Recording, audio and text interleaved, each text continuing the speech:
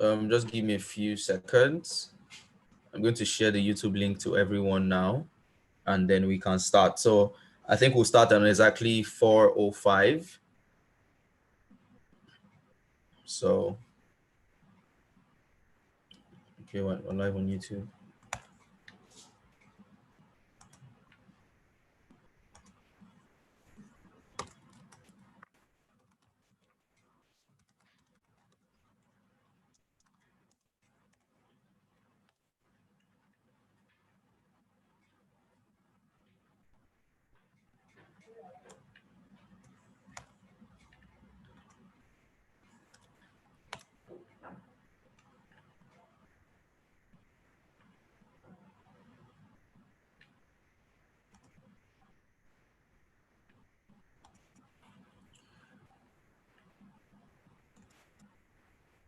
Okay, so I think we're good to go now. All right, so I'm going to start recording. So, good afternoon. Good afternoon. Once again, good evening, good anytime you're listening to this. It's so exciting to have you on today's session. Today's session is going to be the other half of series 3. So a lot of people have been asking me, are we not supposed to have series 4 today?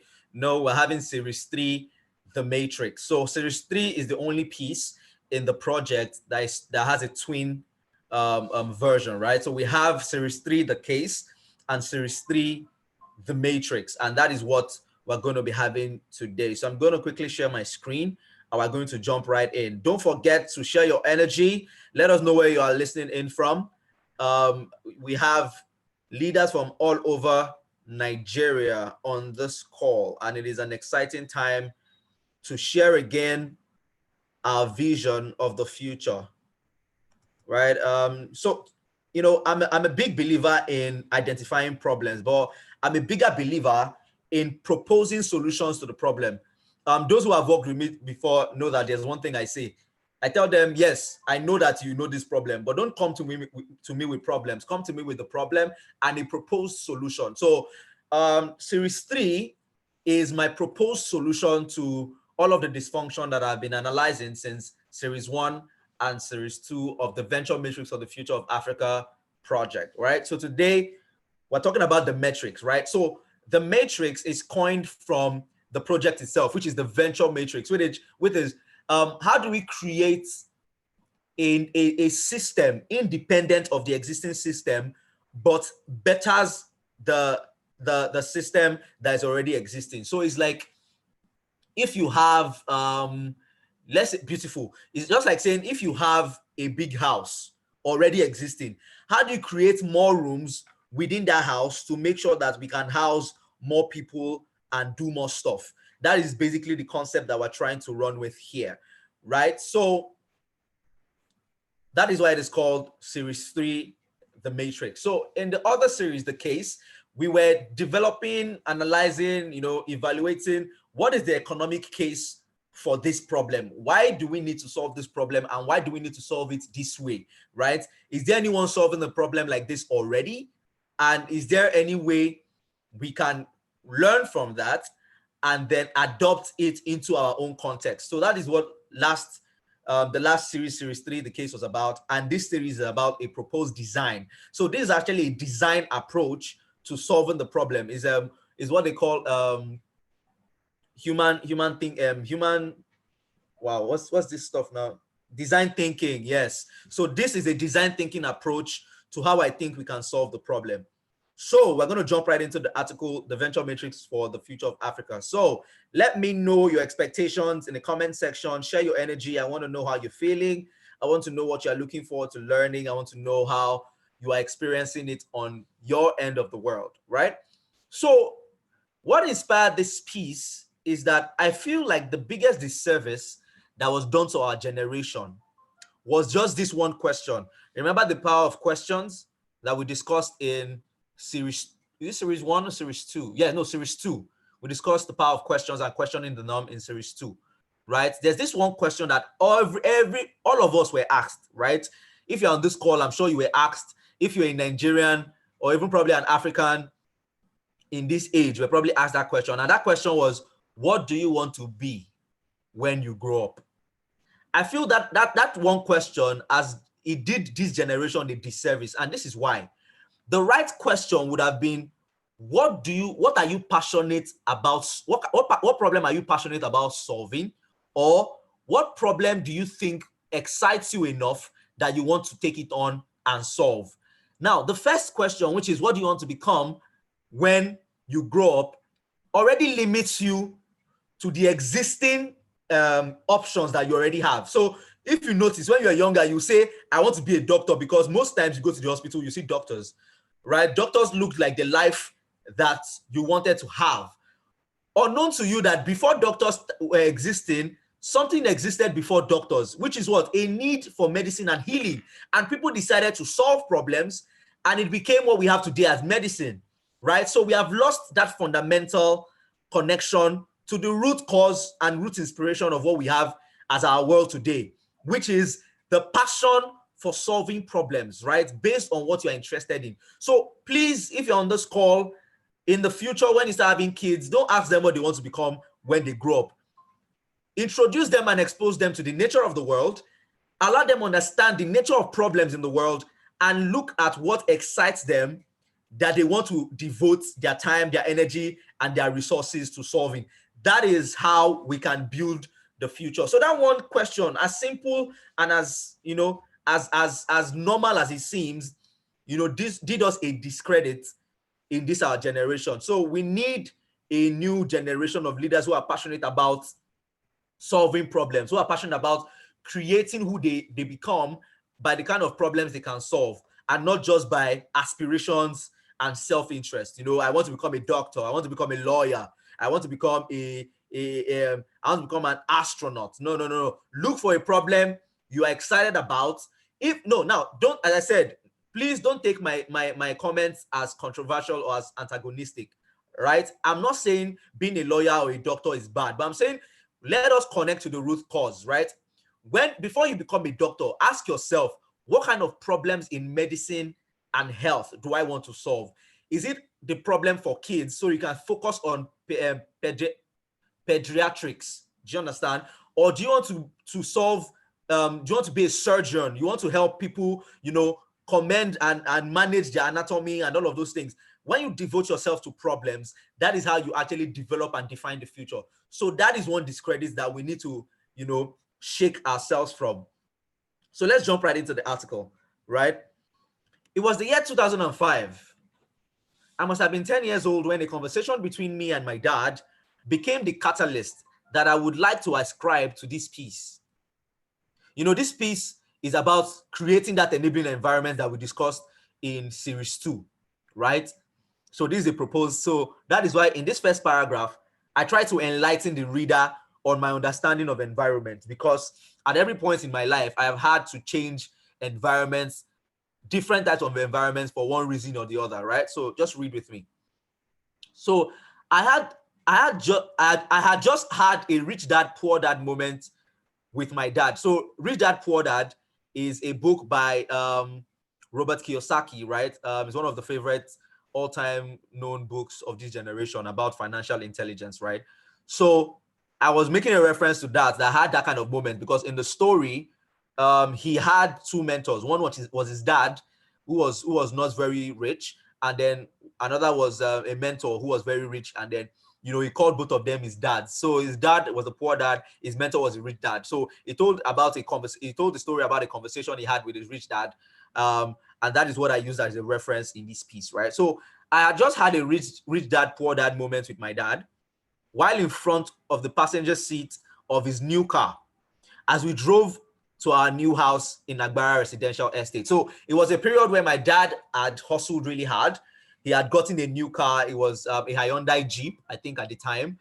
And they had just moved us to a new house, right? So it was a defining moment for me, because we were changing both economic environments and physical environments at the same time. So he had asked me about what I wanted to become. He also asked me that question, right? He asked me what I wanted to become, and I told him I wanted to be rich, like his friend, Mr. Adisa. You know, so he had a friend called Mr. Adisa who was a colleague at work. He was living on the estate we're moving into, and he had this really big house. So in my mind, Mr. Adisa was a definition of prosperity and wealth and rich, because even his children were my friends. And I remember, you know, I used to want to go to their house all the time because they had all the latest games. I remember playing Tekken in their house. I remember playing FIFA Street. I used to really like games. So I always look forward to going to the Adisa's house because, you know, they always had the latest games and all of that. So he asked me what I wanted to become. And I told him I wanted to be rich like his friend, Mr. Adisa, who owned a house on the estate we're moving into and also happened to be a colleague at work. Now, what he said changed my thinking. So as I said, I've always been privileged to have been exposed to the right things, to have been exposed to the right people. So even though my dad made that same, I don't want to call it a mistake, or that same generational blunder, right? He still had a different form of thinking. He's one of those dads that he believes in independence. He believes in self-autonomy, believes in responsibility for one's life. That is all he has taught me in my life. And, you know, that's one of the things I embrace in today, right? So he had asked me about what I wanted to become. And I told him I wanted to be rich like his friend, Mr. Adisa, who owned a house on the estate we were moving into and also happened to be a colleague at work. Please, I don't understand these markings on my screen. Who keeps doing that? Please, if you're the one, please mind that, right? So let me get back to it. What he said changed my thinking when he pointed out the window as we drove past the houses of the estate and stumbled on Mr. Adisa's house. And he says, men who build houses like that know how to solve problems and exploit opportunities by doing business. But the opportunity that you can exploit is greatly dependent on the type of environment. And that's why I worked hard for us to move from Odon, Agbara, to Agbara Estate, Ogun State. Now, what happened here is my dad grew up in a relatively poor family, right? He had a dad who was a boss. He owned a bus. So he was one of those guys who drove buses, had conductors and the rest, right? And then he also married 2 wives and had 7 kids with one wife and had 8 kids with another wife. And my dad was from the other wife, right? And they were all camped in the same house in a remote location in Ajegunle. So my dad grew up in Ajegunle under some of the worst conditions, right? So that is why he was making these comments about environment, because he had worked really hard to build a life for himself outside of the environment that I grew up under. Please, I don't understand these markings on my screen. I really don't get it. Can someone help me here? I don't want to be distracted, please. All right, so that's why I have a picture of my dad to symbolize that story. Is one of my biggest inspirations, right? So it's been 15 years, and I've been privileged to see the reality of that conversation, owing to being the firstborn of a family of 6. Yes, so I have 3 other amazing siblings. I'm the firstborn. I have 3 other amazing siblings, and then my father and my mother. So that's what makes a family of 6. But I'm the firstborn, right? So I've enjoyed being led by a father committed to growing a family within an environment that we can call better. He's a dreamer who I witnessed grow his family from 2 rooms in a Face Me, I Face You. Yeah, so I once lived in a Face Me, I Face You house that we later moved into a 5-room duplex apartment in the same neighborhood, and then a house in the high-end area of the same community. So I was part of, you know, the growth process, you know, started from the bottom, now we hear that kind of thing, right? So I witnessed firsthand the influence of environments on what we became as a family. So I saw my family get more exposed as we changed environments. You know, my siblings were evolving really good. My dad started traveling out of the country, became a totally different person from who I knew him. You know, like now, when we were younger, right? He used to instill discipline and he used to punish us with koboko. You know, those koboko with plenty strips. Yeah, my dad used to wipe us with that. You cannot be playing ball in the evenings instead of reading your book. And I really loved playing ball that time. So I used to play ball. Once I hear my dad's on from far away, I will run up.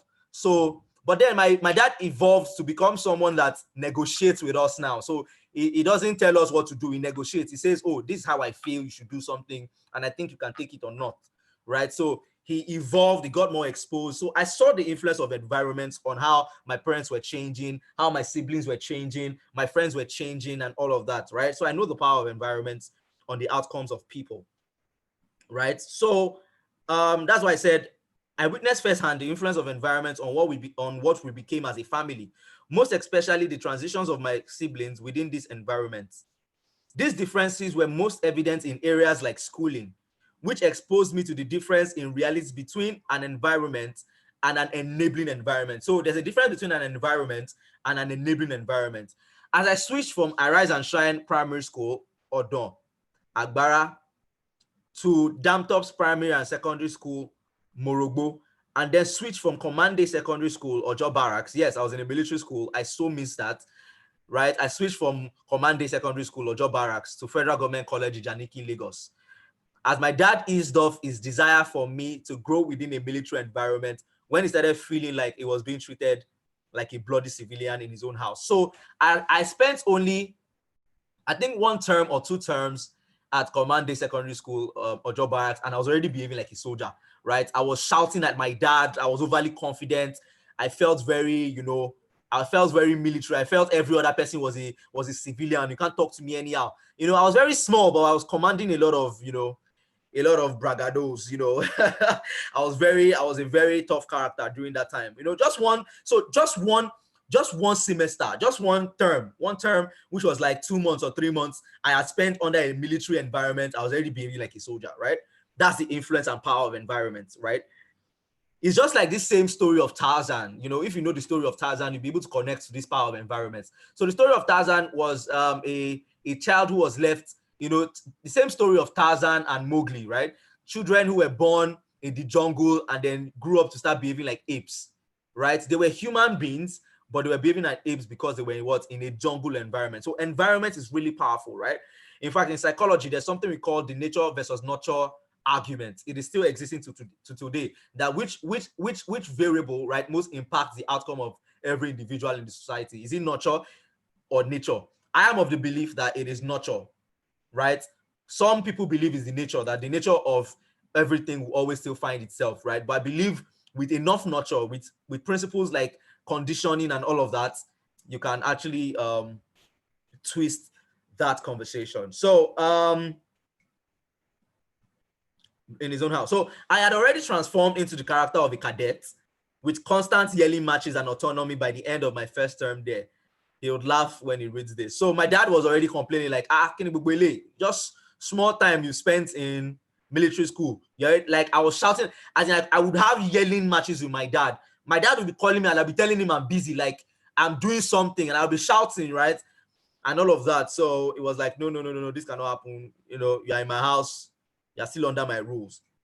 I still don't understand these markings on my screen. What is going on? Please, I'm going to stop sharing and then I'll start sharing again.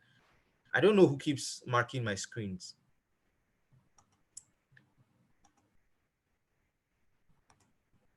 All right, awesome. So that is why, if you notice in the piece, there is an image of sharks in a fish bowl.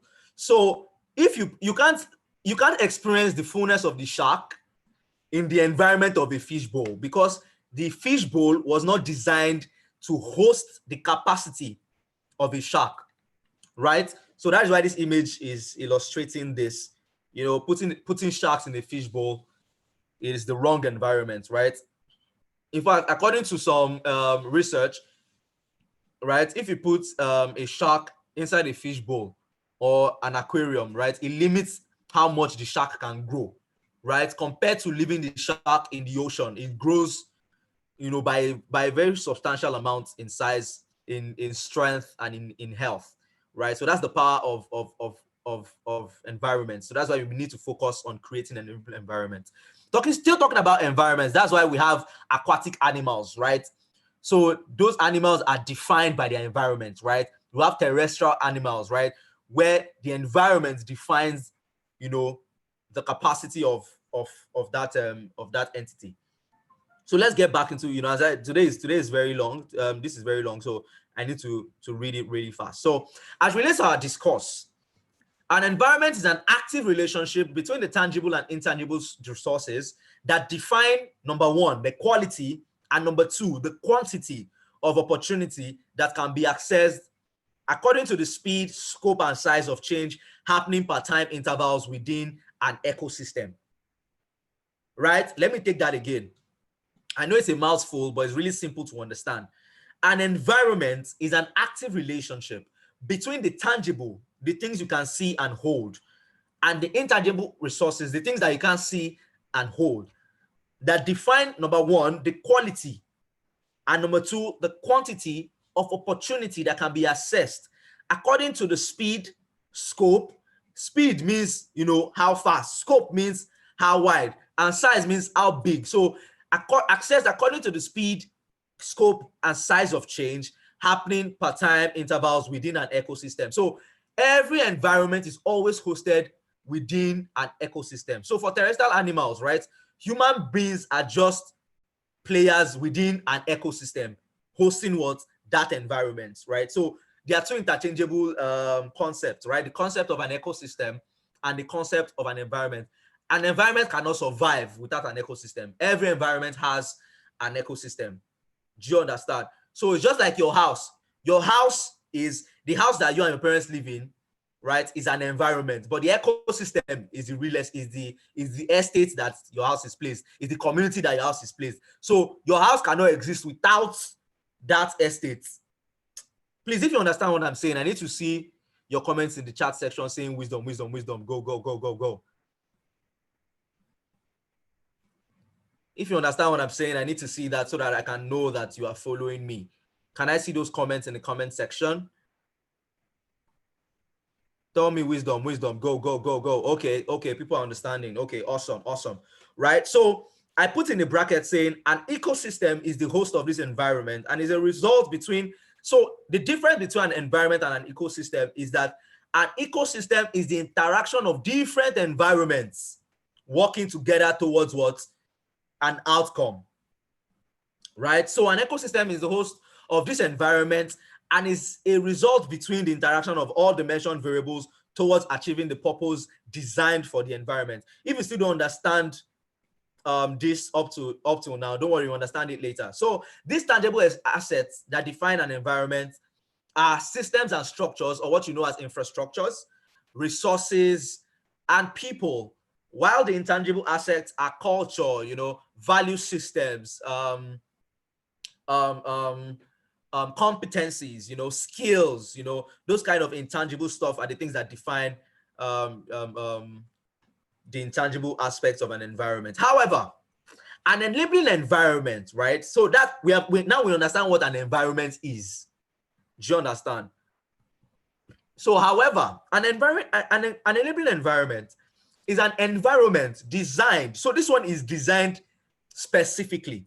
This one is designed deliberately. This one is designed consciously according to what? A purpose. So it's not just an environment or a set of, it's not just a set of intangible and tangible things just operating just for survival and existence or coexistence. No. This one is designed according to a purpose that adopts and adapts to what? To change, hosted within the ecosystem. Like in this case, for the venture matrix, the value creation ecosystem. Do you understand? Let's move on. To assist the understanding of this difference, let's define the environment of my alma mater, Obafemi Awolowo University, Ile-Ife. It is designed as a learning environment with a purpose to establish literacy, numeracy, and scholarly competence within a scholastic and educative ecosystem. So here, we can see that learning is the environment. The focus of the environment is on what? On learning, while education is the ecosystem. Don't worry, it will get simpler when we go as we read on. So the quality and quantities of opportunities available within that environment is for learning, and it grants you access to intelligent lecturers. So I'm listing the tangible and intangible systems that make that environment, sustainable. What that makes that environment come alive, that makes up that environment. So in that learning environment, you have what? Intelligent lecturers, You have an administrative system, the admin, allocating resources to this cause. You have a competitive grading system and curriculum. You have a community of some of the brightest minds. You have learning resources like the library, right? You have power supply. You have good road networks. You have hostels with reading rooms and cafeterias to attend to your welfare needs so that when you finish from class, you can still go to your hostel and continue reading. You have architectural designs that facilitate a conducive learning experience. So you have designs of architecture, that makes the environment cozy. When there is sun, the heat will not be too much. When it's raining, the cold will not be too much. Those kind of things. Those are the things that facilitate that learning environment, right? So architectural designs that facilitate a conducive learning experience and all of those sorts within the ecosystem. So it is even evident in the school's motto that yells for learning and culture, nothing more, nothing less. This environment, however, wasn't designed to adopt or adapt to change, even in its primary purpose of learning and culture, because fundamentally, the tangible and intangible assets birthing that environment are not hosted within an ecosystem that can sustain the desired outcomes. Now, what this simply means, what I was saying in that whole paragraph is that after understanding what an environment is and what an enabling environment is, I now bring to fore the context of the venture matrix of for the future of Africa by analyzing the environment of Obafemi Awolowo University. Just like any other university across Nigeria, every university across Nigeria and Africa is designed for what? For learning, for education. So that is why the environment is a learning environment. It's easy to learn under that kind of environment because what? It has been designed for that purpose and that purpose alone, right? But then the ecosystem being all the things that contribute to your university, like the Ministry of Education, the policies, the state government allocation of budget, the federal government allocation of budget to education in Nigeria, the quality and competency of lecturers, all of those factors make what? The ecosystem. So I hope it's clearer now, right? If you understand it and it's clear to you, tell me go. You understand, right? Let me know in the comment section. So that is what it means, right? So I was listening at here, the things that make your learning environment, right, an ecosystem for education. So education is the ecosystem, right? Education involves every stakeholder, right, in the education value chain. That includes, so your education ecosystem involves what? Your parents, because they're the ones paying the fee, right? The government, even down to your employers, the people employing labor. Those people make up what? The education ecosystem. But the learning environment is what?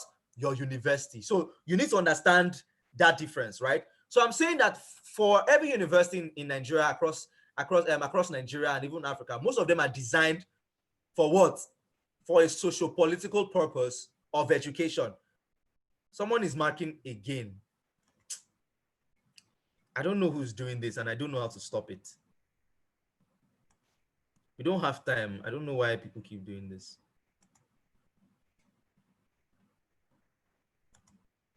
Okay, so as I was saying, right? That's what I was saying in that place, right? And now we want to discuss why is the ecosystem dysfunction? Why is there an ecosystemic dysfunction? So I listed 3 things here. So the ecosystemic dysfunctions can be ascribed to, number 1, the environment was designed independent of the people, the undergraduates it was created for. So when they were designing the university system, right, they didn't have undergraduates involved in that, right? People, just parents, most times, most of us were made, the decision to go to university, all of those things, decisions were made by what? Our parents for us. Or even if they were not made for us by our parents largely influenced it, right? That is why that's why your polytechnic is different from your university. That is why your college of education is different from your university. That's why those differences, right? It was designed independent of who it was being designed for. And that is a problem that most people creating solutions in Africa have. They create in a bubble. They don't create inclusive of the people that they are creating for. So for everyone who is going to build a business here or is going to lead a team, don't build solutions in a bubble. The people that you are building it for, ask them questions, get them in a conversation, get them in a room, ask them questions. Okay, I want to build an app for you that helps you make money, right? How do you currently make money? How do you enjoy making money? What time of the day do you enjoy making money? Get them involved so that you can design a system that is what? Sustainable and what? Inclusive. So that is one fundamental dysfunction with our educational ecosystem, right? They don't understand millennials, right? They don't understand how millennials like to learn. By now, with the way millennials consume content over video, audio, and audio visual, our classes should be online. Our classes should be digitally. They should make Wi-Fi and internet more accessible for young people so that learning can be what? More conducive. So they don't design these systems according to us. They just design it and expect it to what? To last. And it can't work like that. That is why our school system, our educational ecosystem is failing so sadly, right? So the second reason is, like I said in series 2 and series 1, there's the existence of a generation gap between the stakeholders within that environment that creates a Tower of Babel reality because everyone is speaking a different language. So Tower of Babel is one very famous story in the Bible where the first group of people, right, were trying to create a tower that could reach heaven, right? But they lost the ability to communicate because most of them were speaking, all of them started speaking different languages, right? That is what is happening with the generational gap. Your old people see education in a way, and young people see education in another way. So we are speaking different languages. That is why the educational system looks like what it is. That's why students are losing interest in going to in education every single day. They are not speaking our language, and we're not speaking their language, right? You know, there are still lecturers that believe that you have to fall sick before you get an A. I don't know what kind of myopic, what kind of sad thinking is that. There are some of them that still believe that you cannot pass their course if you don't come to their class. Like you can't. I don't understand. You know, very backward thinking. You know, so those kind of thinkings, you know, are resultant of the generation gap. There's a way they did it, so they feel that's the way you should do it. They are not taking cognizance of the changes happening in their world. And that is the thing that is causing a dysfunction in our educational system. Number 3, there is no vision or defined route of action for driving a coalition between the stakeholders within that environment. And this is very powerful. If I ask any student in any university, so why are you in OAU? Why are you in FUTA? Why did you go to FUTA? Everybody will say something different. And that is a problem. It's still a Tower of Babel problem. Every university is supposed to have a vision. You understand? Harvard University has a defined vision that defines how they build their school, that defines how they build their systems. They want to create a community of intellectuals that can change the world.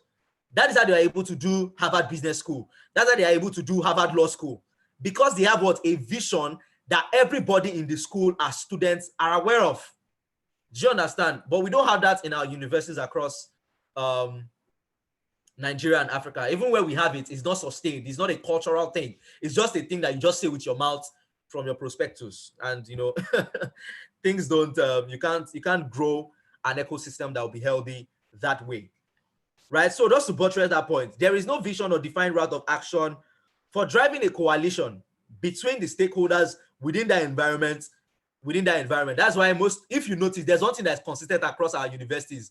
Every time across our universities, every time SUG always has problem with admin. It is a constant thing. and that is because they have not learned to negotiate compromise, right? Students want one thing and admin wants one thing. And it's not the fault of the admin, actually. It's because what? The ecosystem itself is dysfunctional because people in admin are working according to what? Their partisan or non-partisan politics. You understand? They are being directed by the Ministry of Education. They're being influenced by the presiding power in the country. So their hands are also tied. So we cannot build anything that way, right? So what I was saying is students want something because it is students that interface with these changes going on daily, while the admin and lecturers want something else because they have invested most of their time in attaining this reality. So they are resistant to change because it seems like a threat to all the resources they have invested as time and effort. So what I'm trying to say this is Because a lecturer feels he spent 30 years before getting to where he is, he feels like you too must spend 30 years to do what you want to do. Do you understand? And that is the reason why they behave the way they behave. Like they feel threatened that one guy will just spend some years and get a PhD or get a great degree when they spent more time, more resources. One excuse they always give is, during our time, we had to go to the library and read all the books. There was no Google. So they feel like you too, you must read all the books and all the textbooks before you can pass. And, such kind of thinking is unnecessary, honestly. All right, so moving back into the article, the Venture Matrix for the Future of Africa, Series 3, The Case, which was the last one. In that one, we referenced Stanford University as a case study and its influence on California's economy and the economy of the US. So we'll round this up with that reference. I enjoy writing this piece because, it was very practical. I enjoyed the storytelling that I really used in this piece, right? So the Obafemi Awolowo University case is like the Stanford University case, only that it doesn't have an ecosystem that supports multiple enabling environments, such as the ecosystem of Stanford. So what makes Stanford different from Obafemi Awolowo University, which we're using as the case study here, is that currently Stanford has different environments within the same ecosystem, right? So Stanford has an ecosystem for value creation and has another ecosystem for academic and scholarly competence. But in our universities in Africa and Nigeria, we just have environments for just scholarly competence and academics, right? And that is not actually sustainable in the kind of future that we are going to have, right? So the Obafemi Awolowo University case is like the Stanford University case, only that it doesn't have an ecosystem that supports multiple enabling environments, such as the ecosystem of Stanford. Stanford University is hosted within an ecosystem. So Stanford University is hosted within an economic ecosystem, as it should be. Every ecosystem, right, for that exists today actually was built on economics, right? When the Carnegies, the Henry Fords, when they were building big businesses, right, that is when they started influencing the development of courses in universities, industrial chemistry, industrial physics, all of those things, because industrialization was the economic concept of that time, right? So schools are supposed to be designed for economic purposes, not socio-political, not just for we are building schools. No. It's supposed to be built on economics, on economic ecosystems. That's what Stanford University and the rest are getting right that we don't. So Stanford University is hosted within an economic ecosystem, as it should be, instead of an educational system. And that's how they can adopt and adapt to change. That's how they are able to change very fast. The institution is capacitated to host as many enabling environments designed to align with its economic interests. So that's all I was trying to explain in that paragraph. Back into the article.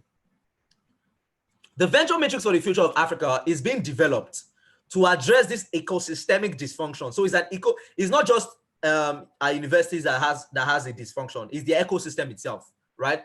So the Venture Matrix for the Future of Africa is being developed to address this ecosystemic dysfunction of our tertiary institutions across Nigeria and Africa. The scope, size, and wave of change as at the third industrial revolution demanded that tertiary institutions morph, transform into an economic and socio-economic engine to survive the coming decades of change, rather than the socio-political framework for which it was designed by the aristocrats, right? I've explained this, right? So most of our schools are just built for socio-political reasons instead of socio-economical and economic reasons, right? We need to change that model. So the tertiary institutions hosting the undergraduate communities need to redesign their ecosystem to be economic and also design an enabling environment for value creation. So what we need is an ecosystem, right? An economic ecosystem and enabling environment for value creation. That is the design being proposed by the Venture Matrix for the Future of Africa, right? So the tertiary institutions hosting the undergraduate communities need to redesign their ecosystem to be economic and also design an enabling environment for value creation rather than just scholarly competence. This is easier said than done, and comes at a great cost with the almost impossible requirement of an overhaul of our current political and educational systems, right? So what I'm trying to say is, with the amount of dysfunction going on, if we want to actually do anything, we need to dismantle everything and build afresh. But that is, the cost of that is grave, right? So instead, we can do an alternative and build what? An ad hoc system to what we already have as our tertiary institution and our ecosystem, right? So the venture matrix of the future of Africa has been developed to discuss what? An alternative. The matrix will still be discussed further, will be further discussed with Obafemi Awolowo University, Ile-Ife as a model. So throughout the remaining series, Obafemi Awolowo University is the case reference, right? And just to bring to your remembrance, we're discussing enabling environments in the matrix because of the 8 stages of development we talked about in series 2, right? So from here onward, we'll discuss the remaining parts of that stages of development, right? So in 2017, I started doing my research. What does it mean to create an enabling environment for entrepreneurship and business, right? So I did my study, and this is what I found, right? I found out that we actually need 8 systems, 8 structures working interchangeably for them to function to create an enabling environment, right? So this is what we have in this image here. The first is what? An educational structure, a professional structure, a political structure, a legal structure, a capital structure, a financial structure, a technological structure, and then infrastructure and utilities. Infrastructure and utilities just means power, light, Wi-Fi, internet, all of those things, water, clean water, and all of that. So back into the article. Wow, time is fast spent. We already have, this is 4:45. Okay, we have about 30 more minutes. So the venture matrix I'm proposing identifies the already existing resources that are essential to creating an enabling environment. So the approach was to be innovative rather than creative. So I didn't think of creating something totally new. I just thought of creating something new from something that already exists. So this is a proposition of the design for an enabling environment designed for students by students towards the acquisition of economic power and autonomy.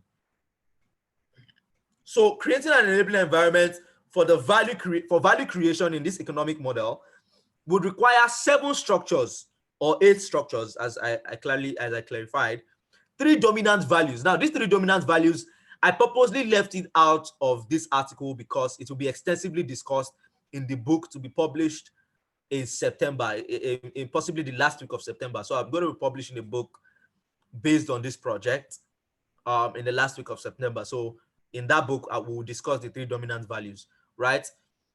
So creating an enabling environment for value creation in this economic model would require 7 structures, 3 dominant values, the undergraduate community, and other stakeholders within the value chain. Then we'll also now add what? The archetypal 3 Ps mentioned in series 2, which are what? Projects and platforms, policies, and then partnerships. So this environment needs to be designed to equip undergraduates with the tools, competence, and resources for business leadership and entrepreneurship for the creation of global solutions to their local problems.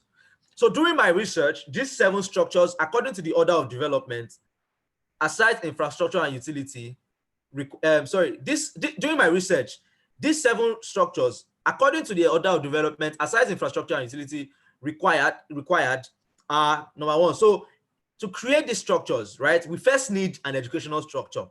Then we need to now create a professional structure. Then we need to now create a political structure. Then we'll now create a legal structure. We'll now create a capital structure. We'll now create a finance structure. And we'll now create what? A technological structure. Now, what I've been saying so far just means that these are the 7 things we need, right, in our universities to convert our universities to an economic engine, to an enabling environment. And it's very simple, right? And I'm going to make it as easy as ABC for you. Number 1, we have education departments. What are they doing? We have the faculty we have faculties that host business administration. What are they doing to solve local problems? We have political structure, right? For students studying political science in the Faculty of Social Sciences, what problems are they solving? We have the Faculty of Law. What are the students in the Faculty of Law doing in their universities? Right? We have students studying finance and capital. What are they doing? We have students in finance. We have students in computer in technology, right? Who can develop solutions. So what I'm proposing is, in the schools that we have right now, we need structures where students can profess solutions to other students trying to build solutions to problems, as simple as ABC, right? We need to create a platform where students can exchange value. That is simply what I'm saying here, through these structures. We need an environment where students can earn money. So imagine a university system where students are solving each other's problems and paying each other for it, even before they get a job outside university, even before they get internships. Let me give you an example, right, before we go to the article. For most of you in Unilag, right, you are used to getting internships with KPMG, Accenture, and the likes. Imagine there was a structure in your school that once you finish your internship with KPMG, you can apply what you have learned by what? Consulting on student businesses in your school. Why is that not done? Imagine you're a political enthusiast. You like politics, right? And you're a student of, even if you're not a student of political science, but you can offer value in the areas of politics. Why is there no structure for you to be able to negotiate political interest of your university in that same environment? So that is what I'm proposing. Right, we're out of time, so I'm going to quickly run through this and then do a roundup. So to understand how these structures would function within an economic ecosystem, we would be going on a journey with Sade. So as I said, I really love how this piece was written because of the story of Sade. I love this story of Sade. Funny enough, people have been asking me if Sade actually exists, right? I'm going to leave that for you to discover. Right? So to understand how the structures would function within an economic ecosystem, we'll be going on a journey with Sade, who went to the market on a busy market day and noticed that a lot of students were at the market, but they were inconvenienced by the market environment. They were upset with the prices they got, and they didn't know where to get the best products for their welfare needs. So she decides to provide a solution that aggregates the market women with the students through a shopping system of students she employs to help fulfill the orders of other students via e-commerce site called Sade Stop and Shop. So I gave a simple scenario here of a business case, right? A lot of students eat. There are a lot of students in every university. Those students eat. Those students like to go to the market or buy food.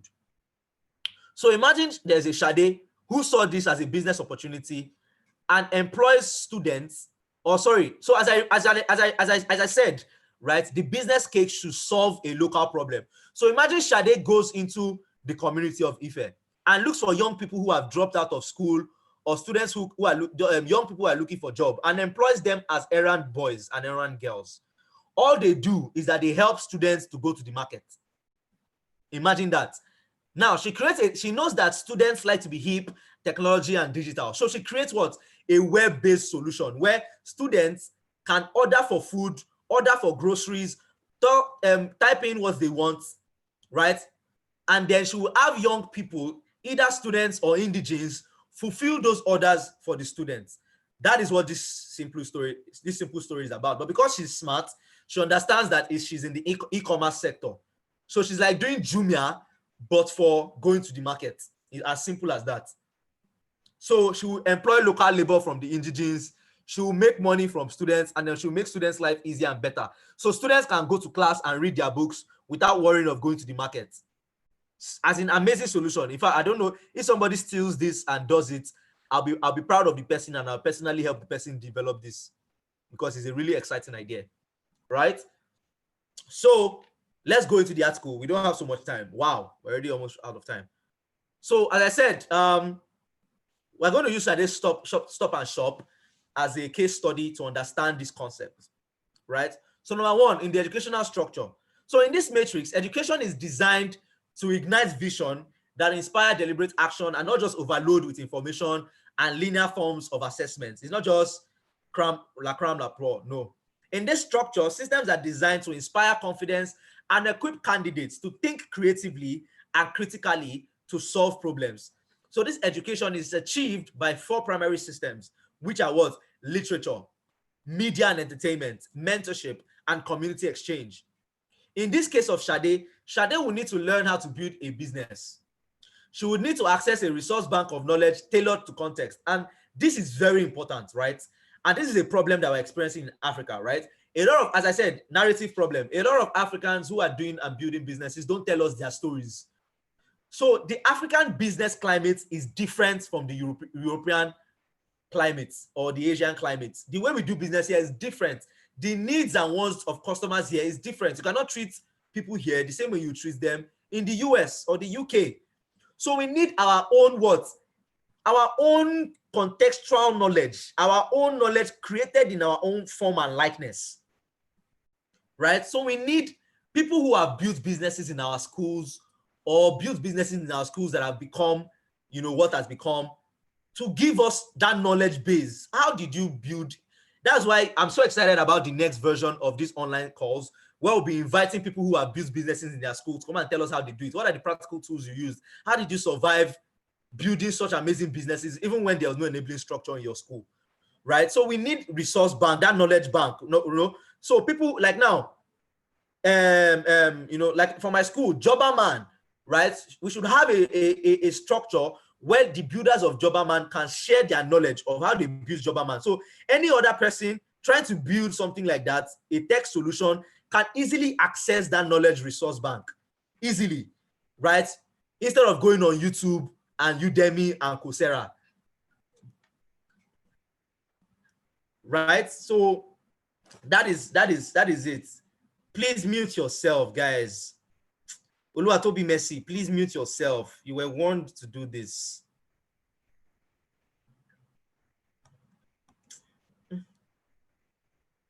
Sorry about that, guys. I don't know. People are not muting themselves and it's very distracting.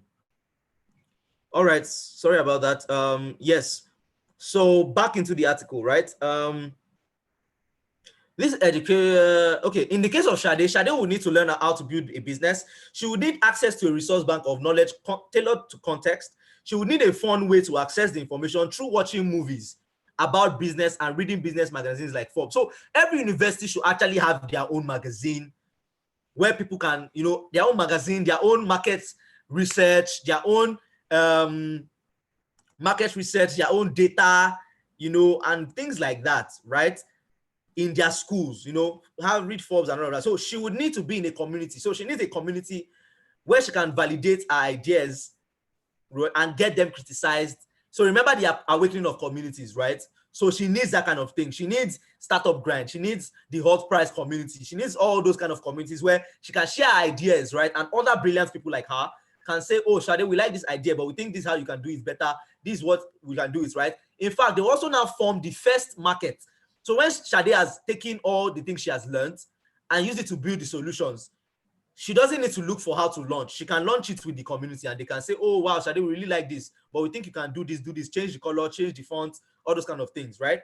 So she needs a community where she can validate her ideas and get them criticized. The community can also provide her a test market and even a team. So that same community can be where she'll be able to collaborate with other people, find team members, find people who can help her work on the idea. So that's the power of community. That's why we need communities across universities. It's a very major contributor to an enabling environment, right?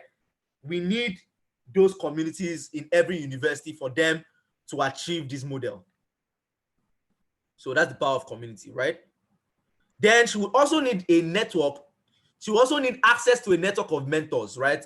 Who have either done businesses in her school or have insight and an understanding of the business environment of what she's trying to do, and can provide her leverage and access to the resources she won't normally be able to access. So for example, she was going into e-commerce business. She needs a network of mentors like Simdo Sagaya, who has built Konga, right, and understands the African marketplace for e-commerce. You know, she needs those kind of mentors, right? So like now, maybe someone wants to do something like what Andela is doing, but he wants to do it for community, for college, for students in university. So you need a network, right, that can give you access to people like Inya Boyeji, right, for you to be able to do that. Wow, time is fast spent, guys. I'm sorry, I need to rush through this, then I'll do a roundup. So the next structure is professional structure.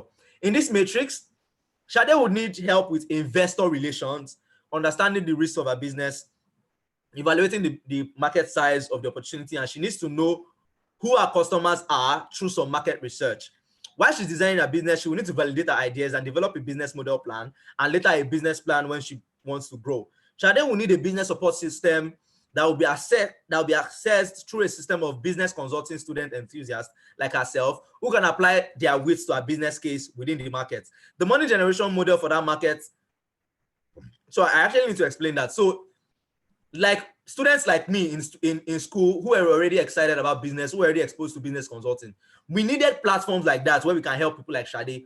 So she has a business, she doesn't know how to go about it. She needs professional services, business consulting services. There are students who are sharp enough and smart enough to help her develop a business plan, develop a strategic document, and it's not going to be plenty work and it's not supposed to be costly because it's just tailored to the university environment and then the host environment. So in Obafemi Awolowo's university's case, it's supposed to just serve Obafemi Awolowo University and then Ife. Do you understand? So developing a business case for that and market research should not be a big deal.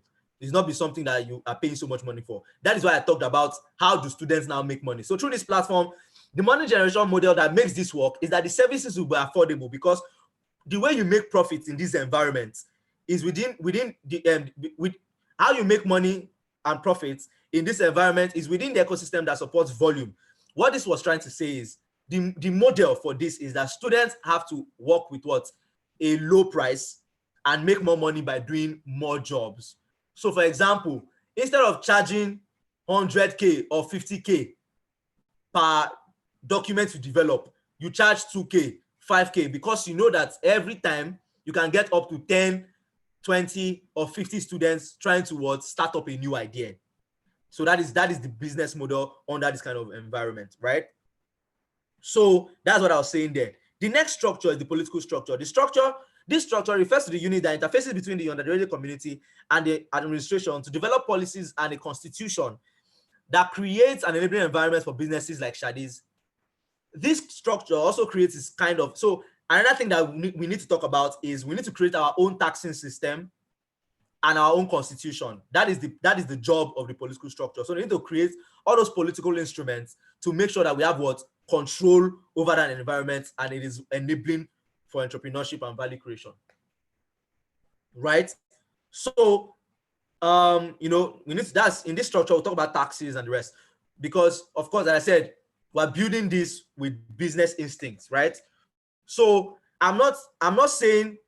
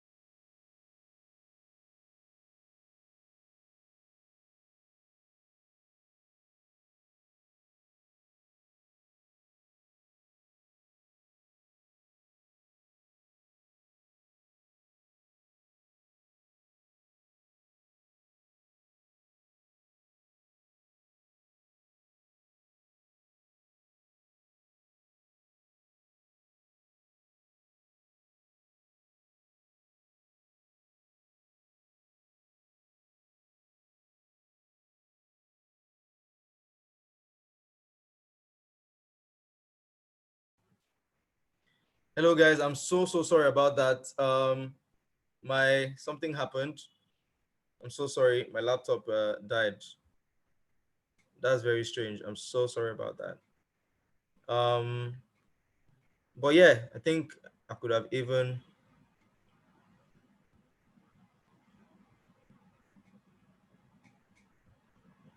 Yeah, I'm really sorry about that, guys. I think something went wrong there. But we have just 15 minutes left, right?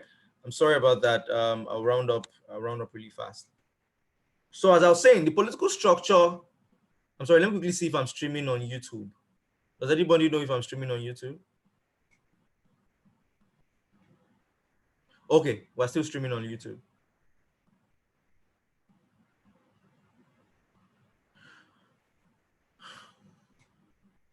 Sorry, I need to record.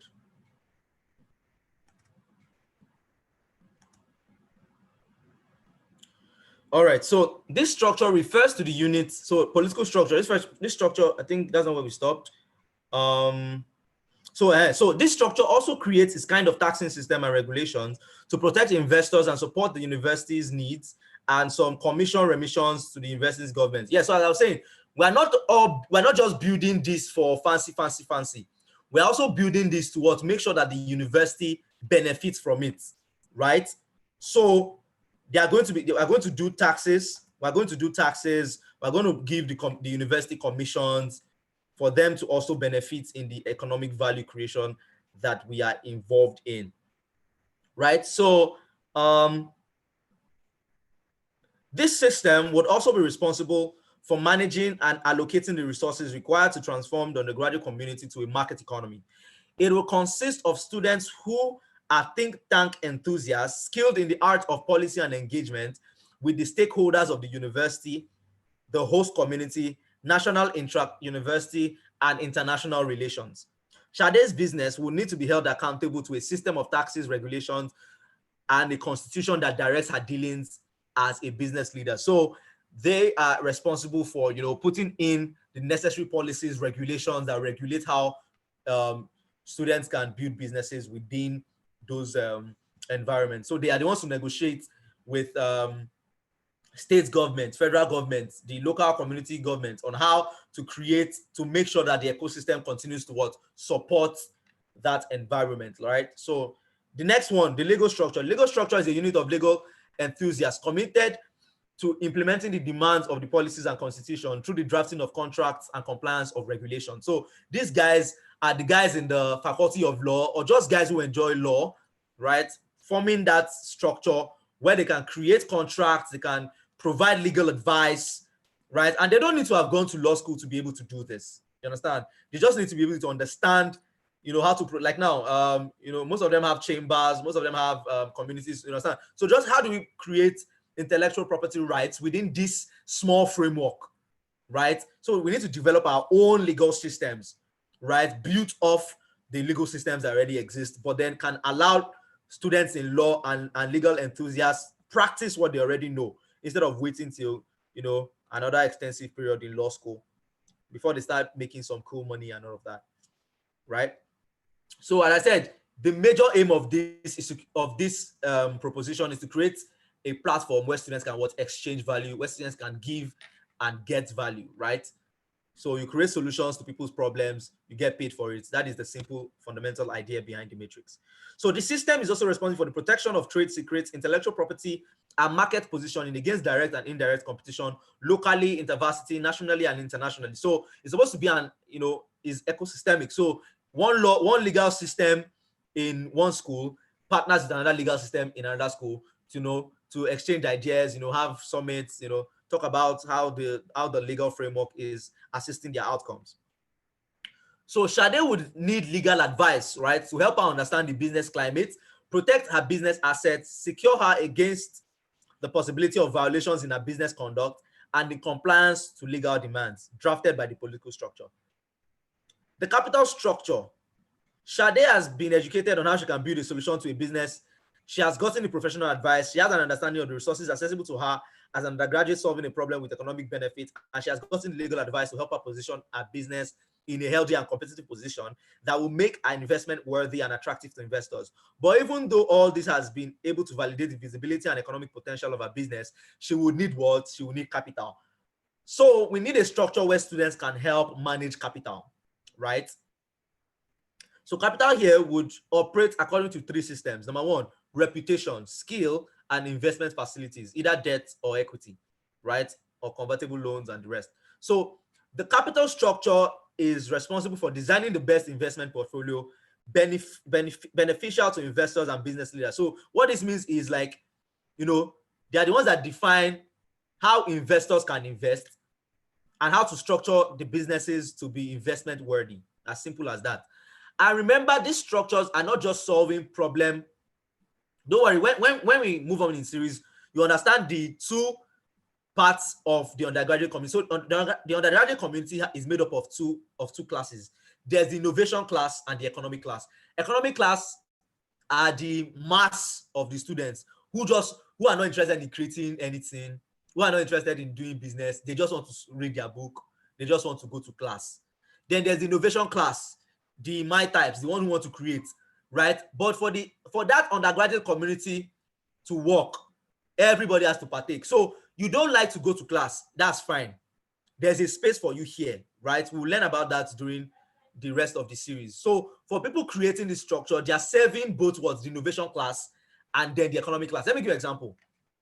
Let me give you this simple example. So in this capital structure, right, we need a group devoted to how can we make sure that students, that once you're a student, you already have access to your own resources instead of graduating with debt on your head.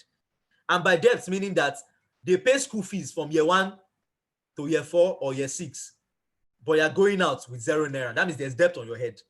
You know, that's how the American educational system is created. You know, they have student loans where the government pays for your education and then you get to repay after graduation, right? So even though we don't run it here, the same principle applies to us. So every student, once you graduate, you have debt of your school fees upon your head already, even though you're not the one that paid it. So we need a system where students can invest, even, you know, we know students who can help other students invest. Let me give you an example. So in every university, there's enormous land around. There are people selling land. Why can't some students gather money from different students, help them buy a land, help them sell the land, and share the profits, right? And what will now be beautiful is that this profit will not be given to the students. This profit will be kept for more investment. So this investment will now be used to invest in other people's businesses, and then students cannot access that money until they collect their graduation paper. They are no longer students. Imagine you have been doing that since your part 1. So imagine you have been you every day. There's one place you can put your money.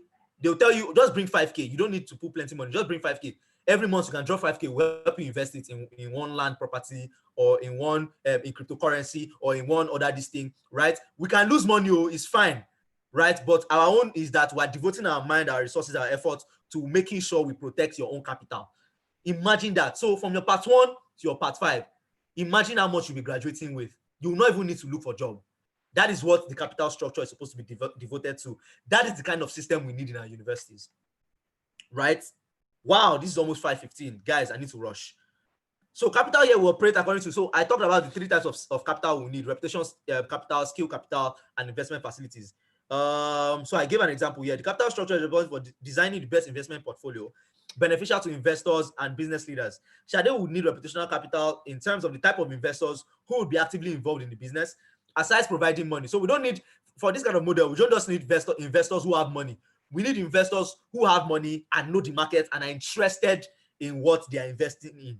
So aside from providing money, and will directly validate her brand enough to stimulate the market for her business. So it's a different thing so this is what it means. If Shade starts a business and says, "Hi, my name is Shade, come and pay for my service for people to help you buy stuff," it's harder. But if Shim Shagaya, the guy who created Konga, comes to your school and says, "Hi, hello everybody, I just invested in Shade's startup. Please use our startup." Do you know that half of the whole school would use Shade's solution on that very day? So that's the kind of capital we need to build this kind of system. So I said, if Sim Shagaya, who has grown one of the biggest e-commerce businesses in Africa, invests in Shade, more students will love to try out Shade's solution. And it will also inspire people to want to build solutions, just like Shade has done. So guys, I'm sorry, please, I just need some extra minutes. This is 5:12. I will not spend more than 5 or 10 extra minutes, please, or I will rush up and finish in time, right? Thank you so much. Right, so the finance structure works closely with the capital structure to manage, secure, and allocate this already access capital for Shade. So the finance structure and the capital structure are supposed to work together. While capital structure is securing capital, finance structure is what is managing it. Just like the way, so in this place, we just need something that operates like a bank, like a student-focused bank. Simple. So those guys will help us with what? With credits, debits, with loans, and all of those things. So that's what the finance guys are supposed to do. So she can get financial advice, define a capital strategy, define a repayment strategy, and secure a capital with the finance system. So she can open an account, transfer, receive and send money, things like that. So this structure is meant to operate as a custom commercial bank, as I already said it, for creating and managing wealth for undergraduate business leaders, not just for Shade, but for every student. So that's that account, that account where all your money that has been invested, all the profits will be kept in that one account. In fact, just like the way Carrywise operates, perfect. So imagine you had something like a Carrywise in your campus. They have helped you to invest your money in land. They have sold it. They've made profits, right? They'll just help you put it in that account. So in that account, it will be locked. You can see how much you have, but you cannot access it until you graduate. Imagine how that would transform the status of every young person that graduates from their university, right? So as I said, it will be managed by students from the finance, either from finance communities or finance clubs or finance departments, finance and accounting departments, or enthusiasts who have the skills to implement financial strategies that align with the policies already co-designed with the political structure. In Shade's case, she can leverage this for a negotiation against the suppliers' bargaining power over vendors and merchants when she needs to access credit or get a loan for bulk purchases. So when Shade's businesses grow, right, she can use that account statement that she has not touched to show what her credit worthiness. There's something in financing called credit worthiness. That's how people get loans, and some people don't get loans, right? There's a system like that they use, right? So last structure, last but not the least structure, is technological structure. This is very easy to understand. So you just have a group of talents who can adopt technology to Shade's solution. So for Shade's solution, she needs to build a web app and probably a mobile app. So you just have a community of students and technological enthusiasts who can help her build the app, build the solution, right? So that she can easily scale. So the technological structure is responsible for designing, developing, and prototyping the technological solutions to drive the solutions being developed in the undergraduate community. The technology faculty can have different units ranging from electrical electronics engineering to computer science and engineering. So while computer guys are developing software, electrical electronic guys can start developing robots, can start building drones, things like that. Like, I imagine a system where students build drones that help them deliver medical supplies from their units, from their medical units, right, to their hostels. Imagine how much lives will be saved. A lot of students die every year because there's no quick response to their health needs, right? We have health centers who don't know the health status of the whole community. They don't know people are falling sick. They don't even know if people are dying. They don't know the health status. So once you are not close to health center, your life is at risk. We cannot live life like that. We cannot continue to live like that, right? So we need that structure of data science students, data science enthusiasts, software developers, all robotic engineers, those guys sitting down to design solutions for people who want to lead, those things as businesses, in entrepreneurship. So the technology faculty can have different units. Okay, I already said that. So we need those guys ranging from engineering to computer science, committed to developing technological solutions to support the achievement of business objectives. Okay, support the achievement of business objectives, save time, cost, and energy, and drive scalability of the business viable solutions already validated by the other structures.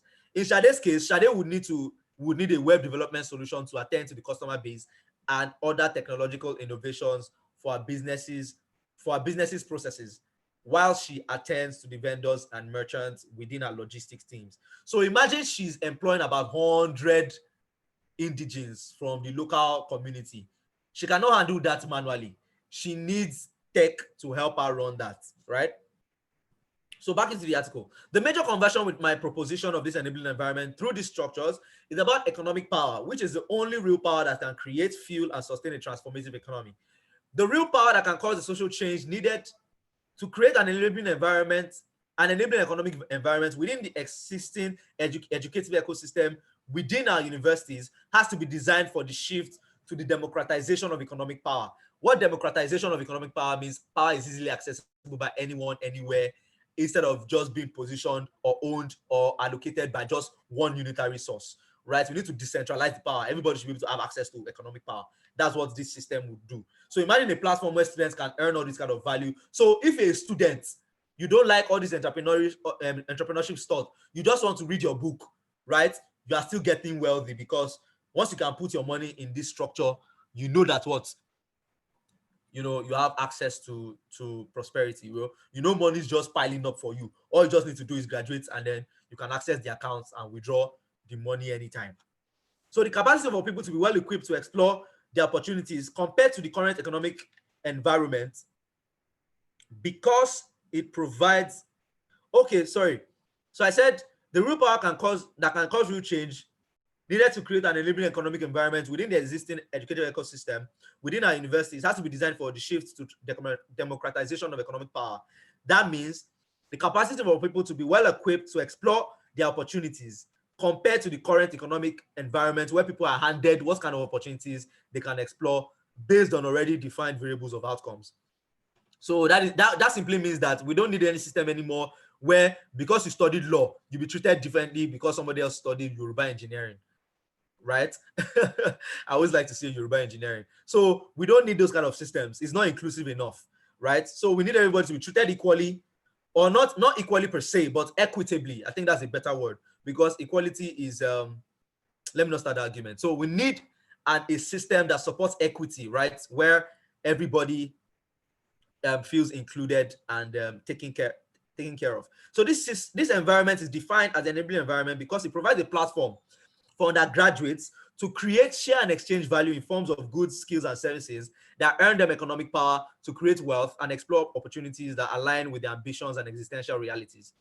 The infrastructure and utility structure is the bridge between this enabling environment and its potential and its growth potential, as discussed below. So as I said, all of these structures need to still be hosted within good infrastructure and utilities. The same problem Nigeria has, where there's no good light and power, also is still going to be a problem if we have all these sweet structures and there's no light. We have all these good structures and there are no good roads, right?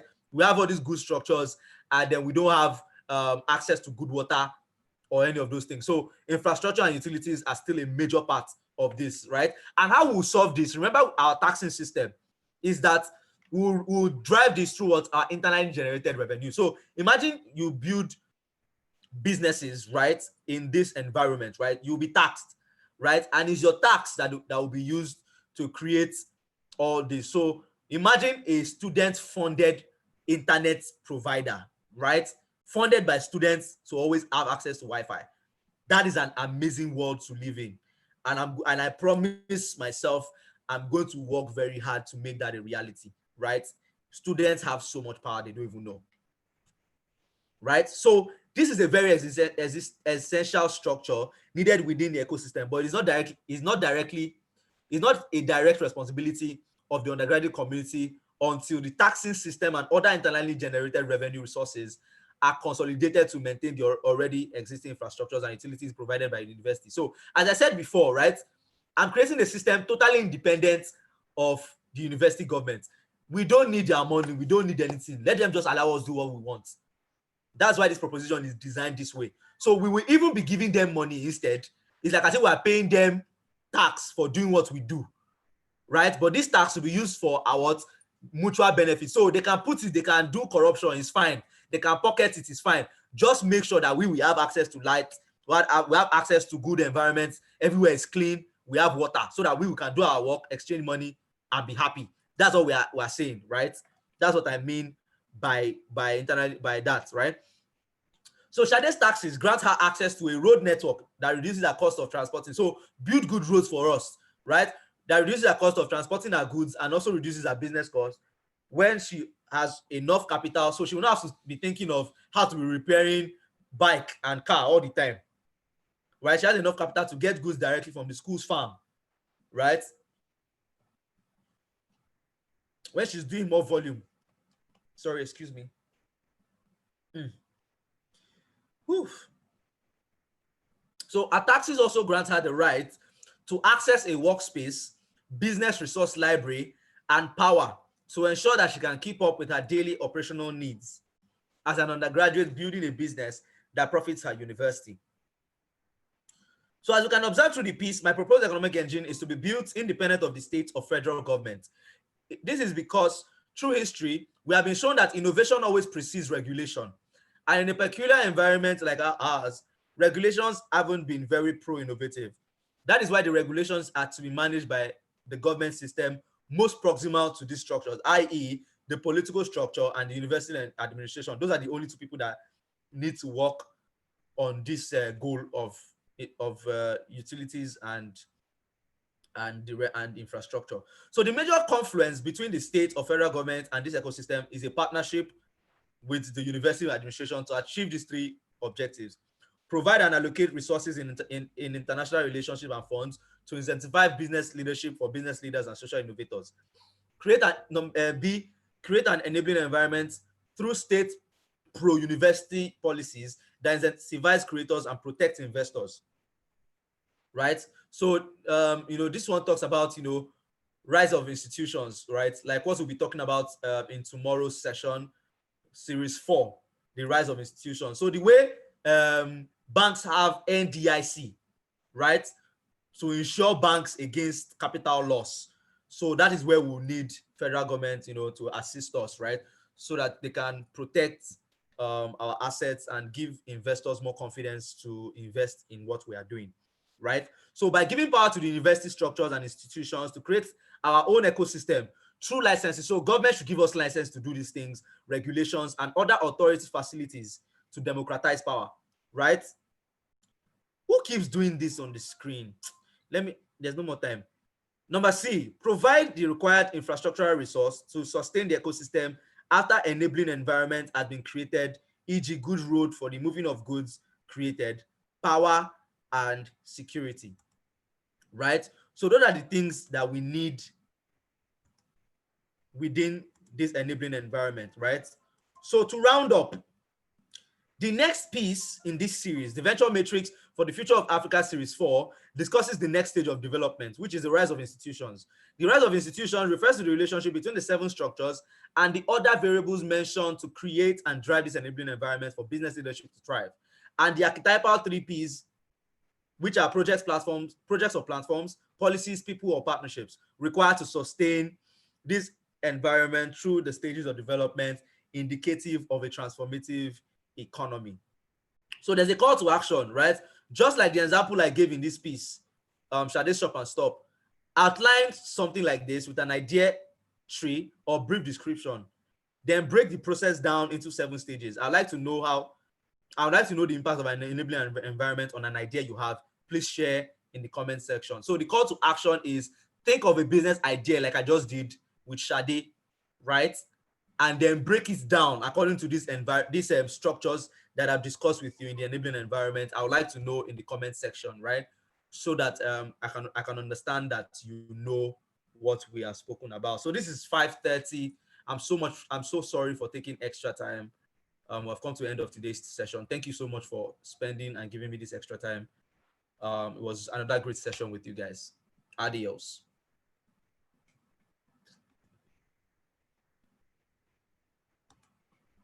All right, so if you had another great session today, please let me know in the comment section. Thank you so much.